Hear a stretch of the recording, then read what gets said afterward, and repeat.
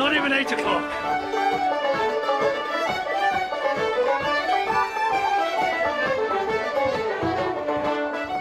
The sun is shining, the weather is glorious, and only 10 minutes ago it was pouring with rain. I've been to Dublin lots of times over the years, and like others, I have some preconceived ideas of the traditions and the cliches. I'm really looking forward though to this visit because I've heard there's a new spirit in Dublin. I love the way Dublin is so walkable. Follow the river and I can't go wrong.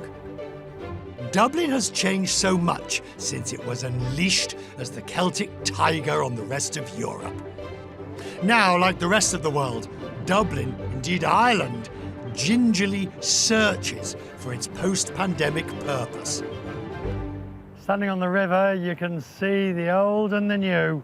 The traditional Dublin over there with the customs house and the new towers of finance and the cranes showing getting even larger. And hold on to your hat with that breeze coming in. The weather is about to turn nasty, and I shall take refuge in a pub, of which, of course, there are many. Actually, it's not just any pub.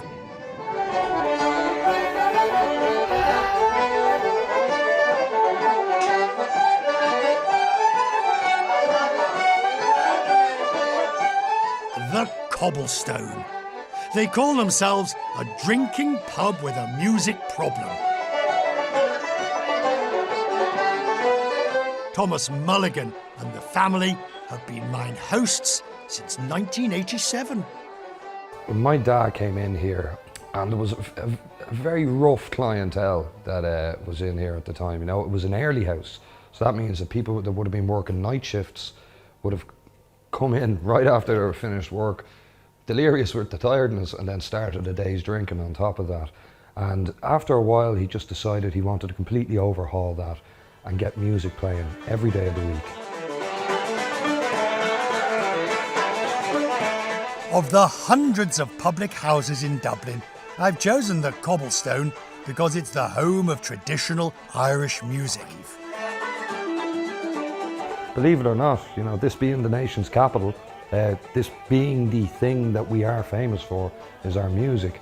There's not many places that you can actually go and engage with that aspect of our culture here on a daily basis. Oh, please don't start the fun. I be getting so much done. We'd like people to leave this place in a better state than they came into it. There are ways that can be enhanced. There are indeed, but there's plenty of people who come in here and not even take a drink, you know, and that's what's special about this place. I love music, but I can neither sing nor play any instrument. And yet that won't stop me joining in on the bowron, because that's what this place is all about. It's infectious. It's what the locals here describe as a bit of the crack.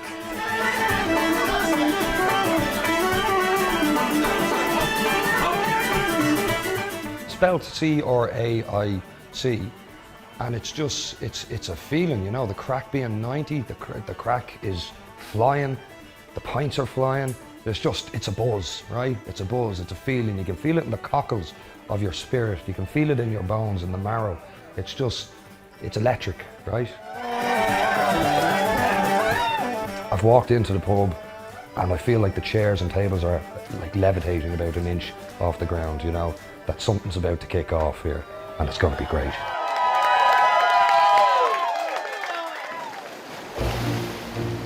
I'm an early riser at the best of times. Getting up with the sun is part of my life. Some people sleep in, I get up and get out. Hello, you made it. So this is the 40-foot. The 40-foot. You have a lovely sign as well. But even for this early riser, the prospect of swimming Dublin's 40-foot is daunting. There'll be none of that. Instead, I'll be swimming with a group called the Ripple Effect. Of course, you look like you're doing this regularly. Every day. Every day? A wonderful, gregarious bunch of early risers who come here to meet, swim and breakfast, come rain or shine. Why is it called the 40-foot? No one seems to agree, and it doesn't matter anyway. It's the people and that crack again that I've come for. Right. Am I committing a dreadful mistake? An etiquette mistake with my dry road? No, you're No, grand. no, It's you're I'm necessary. not going to have stones thrown at me. No. You city types with your dry roads. No, it's Maybe so it isn't absolutely one. Sorry? necessary. I know it's going to be very cold. I know it'll be good fun. Oh, yeah. I know it'll be very cold. I know I'll just have to stay in there for the minimum amount of time to make it decent. And these people do it every day. I mean, they do it every day. Good gosh. I just...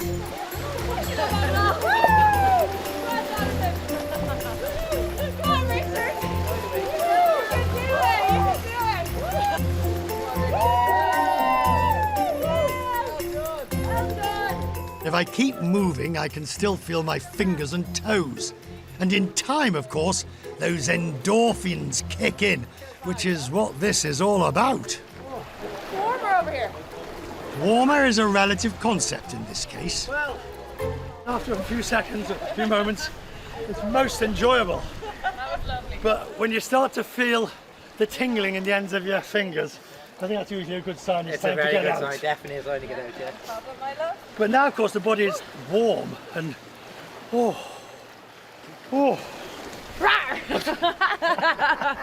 You okay? I did Feel feel good? like I did think I was having a heart attack when I went in there. Welcome to Dublin. We did it. What a great way to start the day. I mean, amazing way. This is Ireland, and with true hospitality, of course, someone's brought coffee, freshly baked chocolate chip cookies. These are excellent. What a day. Why do you all do it? Look what we're all doing now. We're all laughing, we're all chatting, we're all connecting. Community, we're all reverberating off one another, interacting, laughing, lifting one another up. During lockdown, a lot of people couldn't meet indoors, so a lot of people started connecting outside. And this was just a nice place for people to come, and people rediscovered the sea, and it's just been really nice to do it. Recharge. Recharge, that's the word. I think we've tapped into this in the last 2 years, in the 2 years that have just passed. We've seen the need to enhance our mental well-being. In fact, I would have credited it to saving my life to a degree. Jonathan is a 40-footer who owns this amazing cafe where he insists we repair for breakfast, and he won't let me pay. I understand now why they call themselves the Ripple Effect. I think the ripple effect is an Irish thing. It has a part of our history. You know, everyone's there to support each other, whether we go through hard times, good times. You know, everyone is there to really, really support each other. One word that describes Ireland and the people. Heart is the biggest thing. Heart is the biggest thing. Everyone wants to love, and that's what people love to do. And everyone's seeking love. And I think that's what Ireland is. For most of the city, the day has barely begun. For me, as the blood starts flowing again, I can't help feeling I've already enjoyed the best bit. And it's not even 8 a.m. Modernity and transformation has altered much here, but it hasn't changed those parts of Dublin life that makes this city what it is, and the institutions upon whose history it grew and still rests.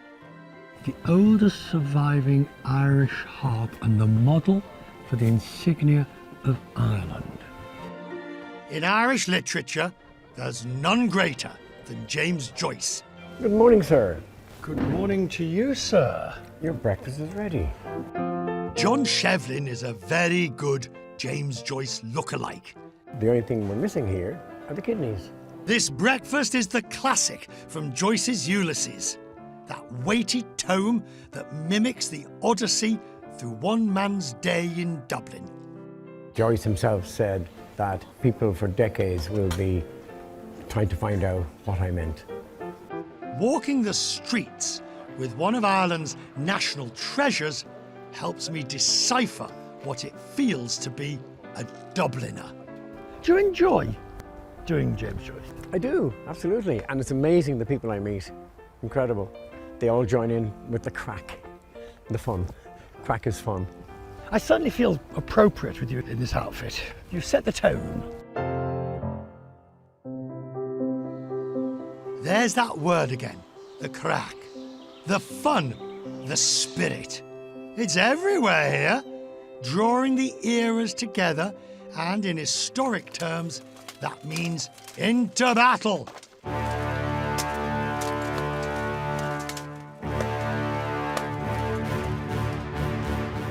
The Irish have had to defend themselves from foreign invaders and marauders since the Middle Ages. Medieval armoured combat Ireland. It's the modern-day incarnation of all of that. There's no impersonators here playing dress-up. No pulling of punches or dummy attacks. These are true weekend warriors swinging real steel axes and swords with all the force man can muster. It is both terrifying and tremendous. The proudest moments in my life have been the fact that I've got to represent my country at a world championship in a sport most people have never heard of.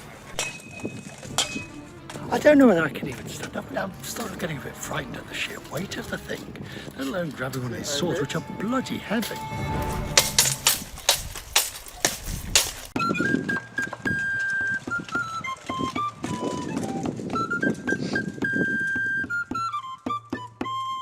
Within the confines of basic rules, this is for real.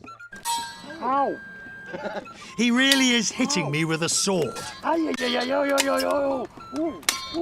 Doesn't hurt at all, but all of a sudden you feel a hit on your head.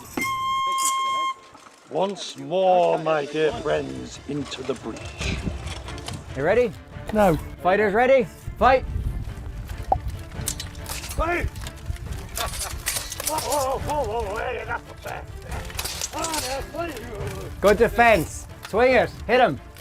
While there's great historical accuracy to the armour and the weaponry, this is not a reenactment of famous battles. Rather, it is a sport where you fight to win. Time. What's that smell of burning? That's sparks. It's like gunpowdery smell. Yeah. That's sparks coming off the swords, the armour. Yeah, I thought it was on fire. Oh, you were getting into it. Right. We're not doing that again. There's an inherent contradiction, isn't there? The most friendly people in the world then go and beat the bejeebers out of each other. Well, and you can see that in the fighting here, when people are knocking seven shades out of each other and then they take the helmets off and they're grinning and they're hugging each other. So I think it's working out your aggression in the right direction, and then it's done and it's over with. And I think if more people were getting all their aggression and anger out in that way, we'd be in a much better place. You didn't fall over and you didn't drop the sword. That's a win in my books for first time. A well-deserved winner.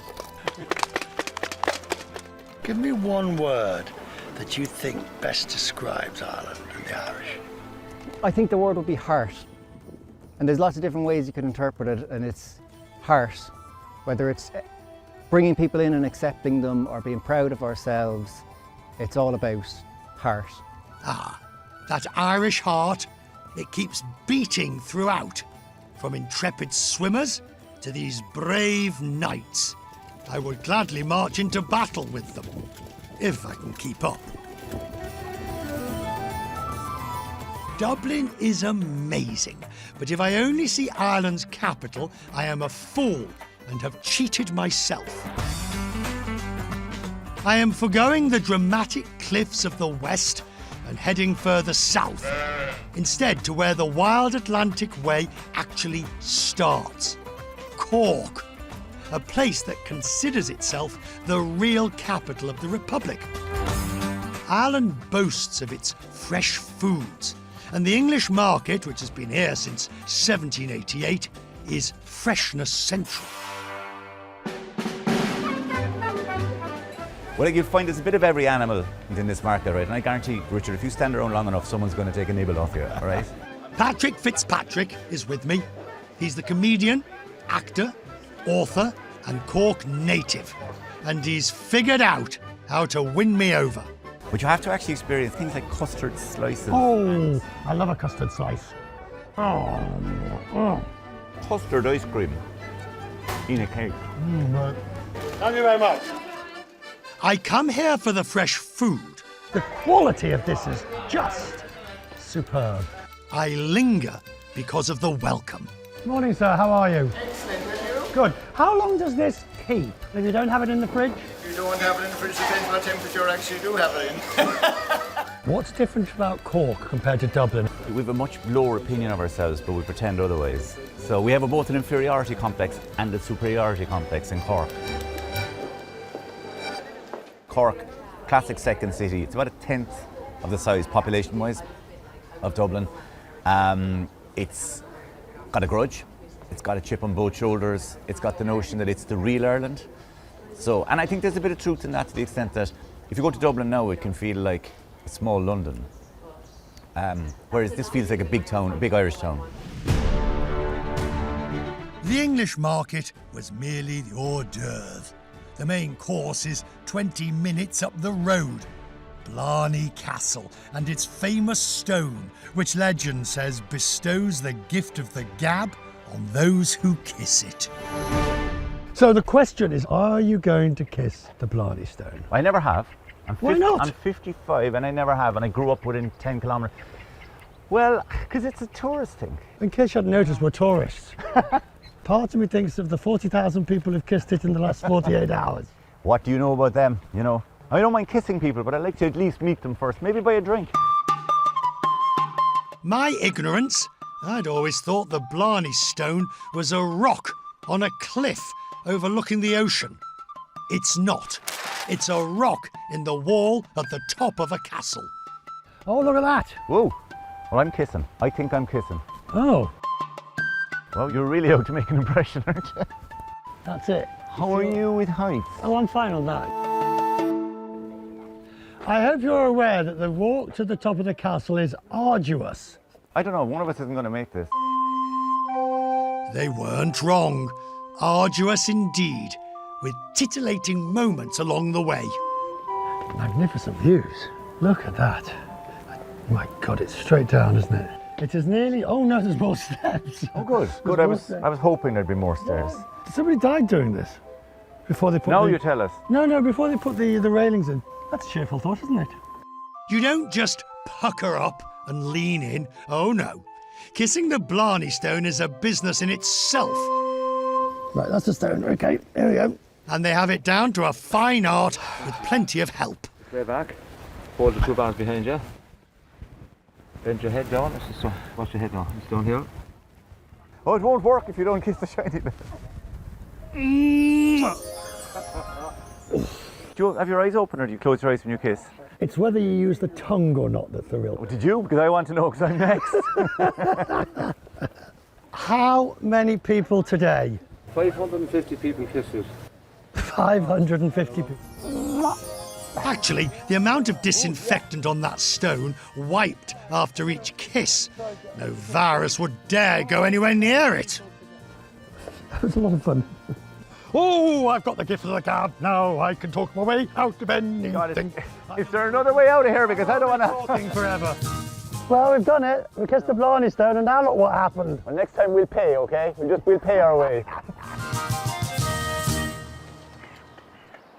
I have enjoyed my visit to Dublin and Ireland more than I was expecting. Perhaps in this post-pandemic world, there's even more generosity, hospitality and kindness, if that were possible. And the word that pulls it all together, well, you know what it has to be, the crack. That ubiquitous Irish word that serves all occasions. Where's the crack? What's the crack? The mighty crack. Well, you'll want to come here and experience the crack for yourself. Dublin and Ireland, no doubt part of our world of wonder.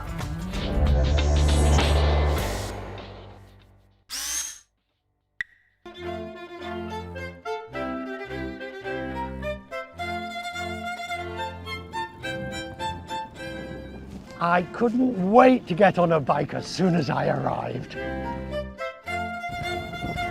Wonderful, wonderful Copenhagen.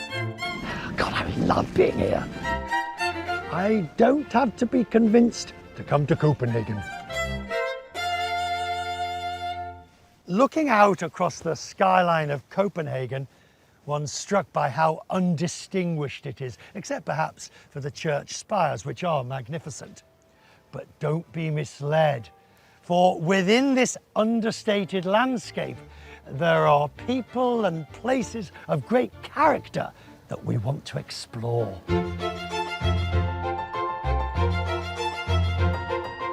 To be in Copenhagen is to be at ease. That's all rather exciting. Something as simple as a bridge going up and a boat coming in. In a country that seemingly got to grips with COVID, normality of sorts has arrived. That's what an engine should sound like. The Danes have perfected informal formality, blending tradition with contemporary. The Danish monarchy dates back more than 1,000 years, but it is also modern. Even the crown princess is a fairy tale story, a commoner to royal. I can't go far in Copenhagen before hearing Once Upon a Time. Hello, Richard, and welcome to Odense. Hello, welcome sir. to the fairy tale capital of the world. Fairy tale capital of the world. Sure, I'm so happy to see you. And who do we have here? Yeah, who do we have here? You see a lot of the characters, some Belina. This is the Princess and the Pea. And here we have His Royal Highness, the Emperor. Who is wearing... Yeah, absolutely nothing. He's walking there in his all together, his all together, his all together. In seconds, I've reverted to childhood ditties, with Torben Iversen convincing as the fairy tale author Hans Christian Andersen.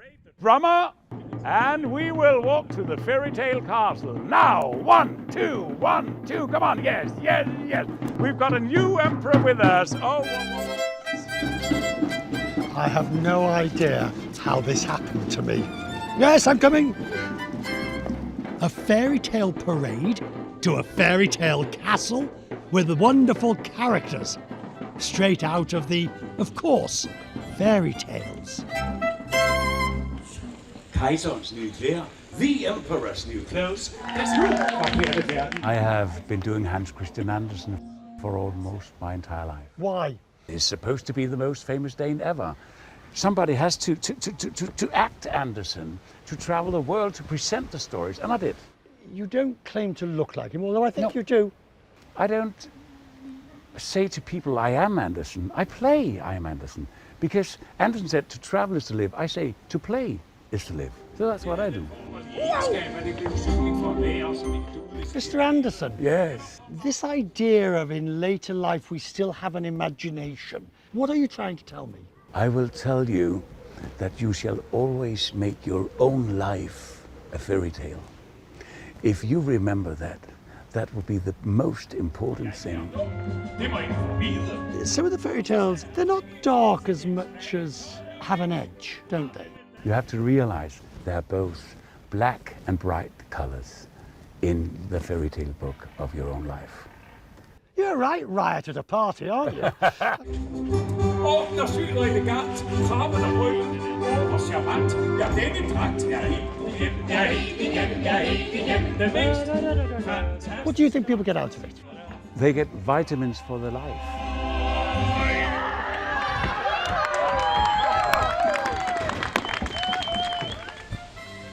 Under the spell of the tales, the mists of time part. I know that whatever else I discover, wonderful, wonderful Copenhagen for me. Mr. Crest. Yes. Just sit on the stone here. I can't see a thing. Oh, better. All right. Oh, God, my lumbago. The wind is everywhere. I'm trussed up as a Viking. And Connie, your hair, can you take your hair a little back? And I'm being ordered around by a man dressed in all white. What could possibly go wrong? Oh my freaking God. This is what you want, isn't it? No, I wanted something I could control. Jim Lingfield loves to control everything he can to realise his vision. Stå her. The models. Kigger herover af, tror jeg. The machinery. Oh, no, shut up.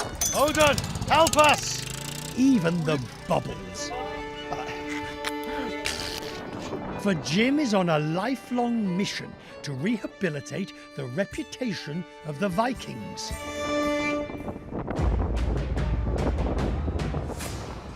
A 1,000 years ago, Denmark produced mighty seafarers, traders and raiders. Their power was so great, by the end of the Viking Age, Danish Viking kings ruled large portions of Europe, inextricably linking the Vikings and Denmark in history. This is absolutely glorious. To wake up and see this every day is really a treat. It is, and we never get tired of it. Jim descends from Viking royalty, and this is the Viking castle he built, complete with accoutrements. What you're looking at right there is a statue of the love goddess Freya in the Old Norse religion, which I am myself. I am a asatru or a pagan. And you have to see the church as well. I have my own church.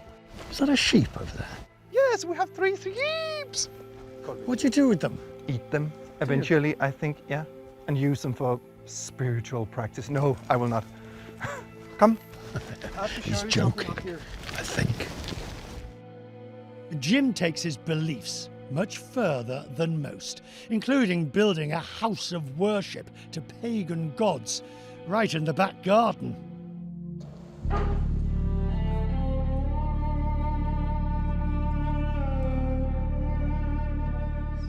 To those who would look at this and say, he's on a kick here.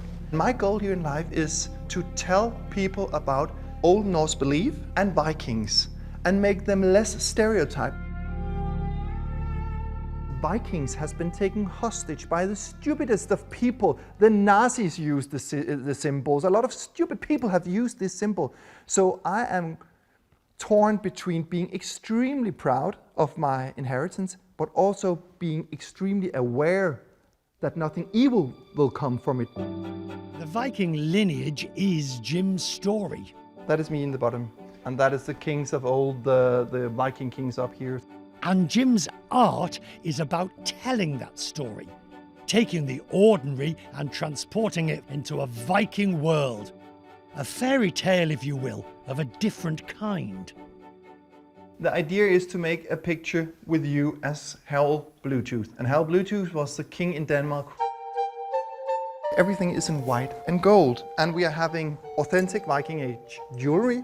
This is 100 years old sari. What? Yes, 100 years old sari from India. And don't care about the hair because you will have a wig on. Hang on. I've got a drew. I was expecting furs, a sort of a hat with horns. Oh! The most important thing, his huge gold necklace. Ah, there we are. I think you look amazing. I have to have a selfie with you. It's quite odd when you're really in the presence of somebody who's a true, brilliant, some say genius. They have something that the rest of us just don't have. Take a bit of this and a bit of that, and a bit of the other, and I'm throwing a scream. And next thing you know, you've got this. Shut up! Let's try to get into it. And look at me, straight at me. Not at any shape, form or description did I think I was going to end up dressed up like this, sitting on a beach. I think I got it. Yes, it's perfect. The best part was watching him creating. And I can only imagine what it's going to look like.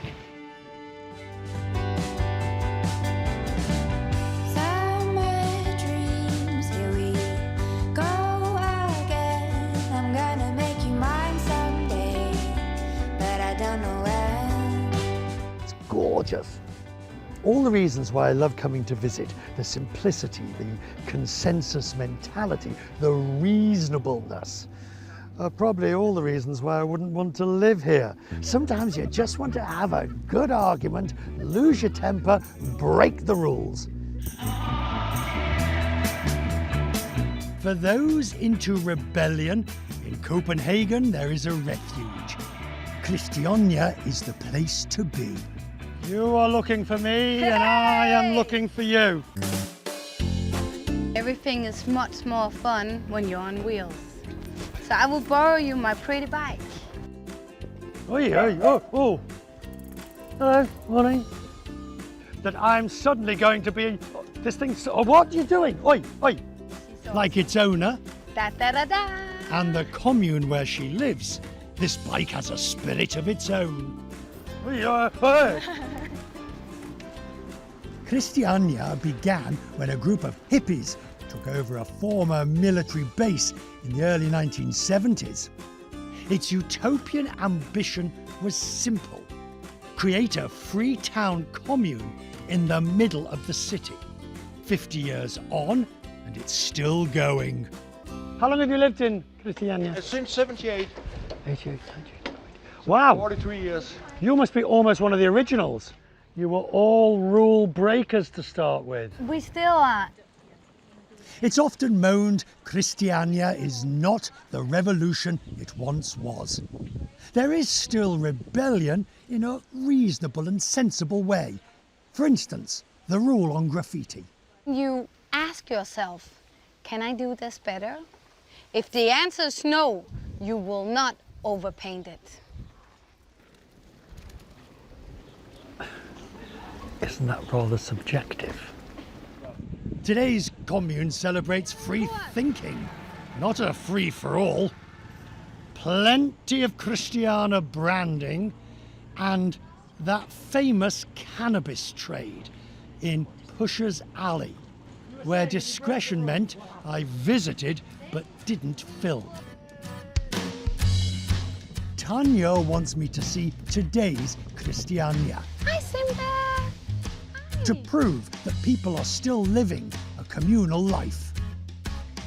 Home, sweet home. Exactly. Her house is as wonderfully colourful as is she. Will it carry away? Oh.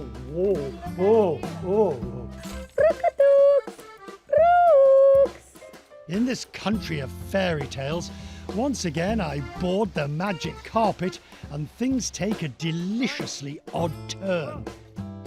What are you doing? I'm going out to see where are the swans. Are you mad? In a world filled with like mainstream, it's really something to be yourself. Crocus! And I know I'm a crazy swan lady. But lovable. Identity and belonging. From a rebel searching for a cause to a traditional Viking. And eventually, in this city, all routes lead to water. Here you go. Where do my legs go? Well, can you have them like that? Okay. Are you ready for a trip on the lake? Absolutely. Okay. Why are we on a boat? Because I love paddling. Well, I guess that's my Viking contribution. Before I was a scientist, I was an adventurer. SK Villerslev is doing more than that, sending ripples through Denmark with his DNA work. It's blowing up 1,000 years of Viking beliefs. Of course, there's Scandinavians, Danes that are Vikings, many of them. But there's also Vikings that have no genetic ancestry coming from Scandinavia. Well, then they're not Vikings. Yes, they are. And why? Because they are buried with Viking swords, shields, the whole equipment. So Viking's a way of life? Exactly. It seems Viking was a job description, marauding and raiding and the like. And it's not unique to Denmark or even Scandinavia. Are Vikings blonde, blue-eyed? No. They were less blonde and blue-eyed than Scandinavians are today. You are destroying people's concept of the Viking. Our whole identity as Scandinavians is based on the kind of the Viking myth. But, you know, as a researcher, what is your goal, right? Your goal is to find out what actually happened, rather than what do we believe happened or imagined happened. Sorry. The truth of the past, whether distant or more recent, is a big part of my understanding Copenhagen today.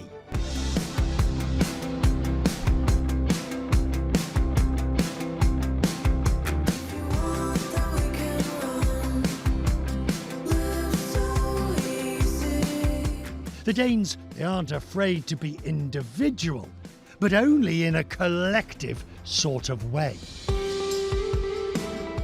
Deliciously friendly. It really is.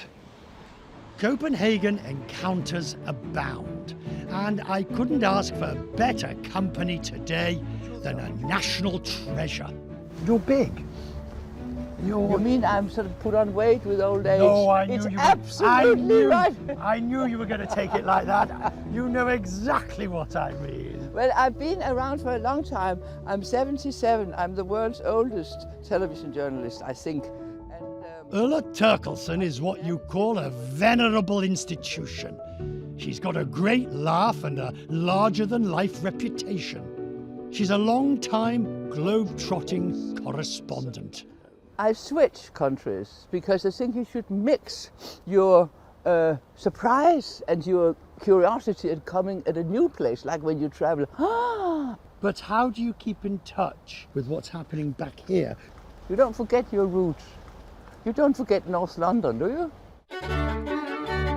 We're going in here.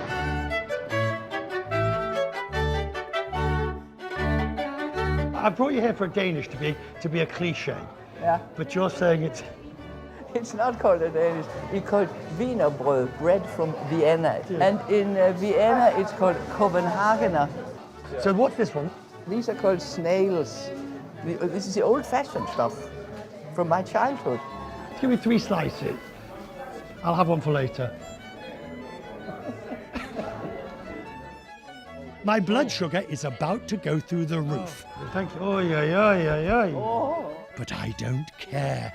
Today, I'm living Ulla's way of life, without apology.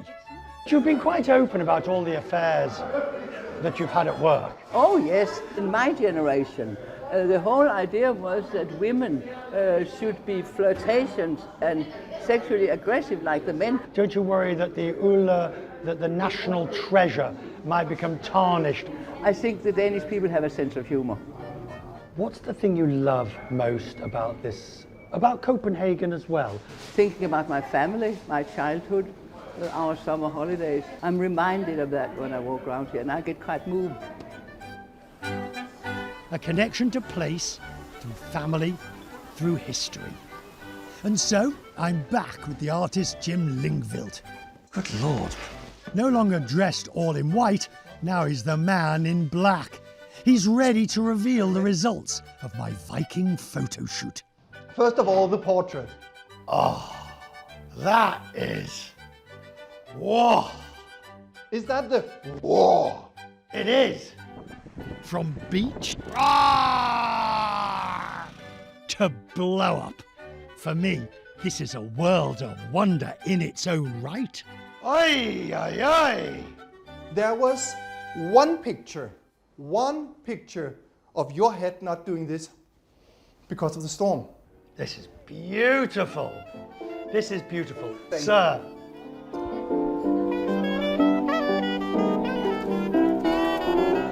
Now to the word that best describes all of this. I think it is fairy tales, and I don't just mean because of Hans Christian Andersen. Once upon a time, there was this place called Copenhagen where the people felt safe. There was trust and reliability. And there was more. There was enchantment and wonder. There was a twist in the tale. And you'll want to come to Copenhagen and experience this fairy tale for yourself. Visit Copenhagen and live happily ever after.